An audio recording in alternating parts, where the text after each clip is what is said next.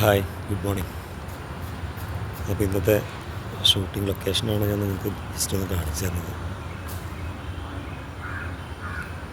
നമ്മുടെ കോടനാട് എന്ന് പറയുന്ന സ്ഥലത്താണ് ഈ റിസോർട്ട്. ഷൂട്ട് സ്റ്റാർട്ട് ചെയ്തിട്ടില്ല, എല്ലാവരും മേക്കപ്പിലും ഉള്ള അറേഞ്ച്മെൻറ്റ്സിലൊക്കെയാണ്.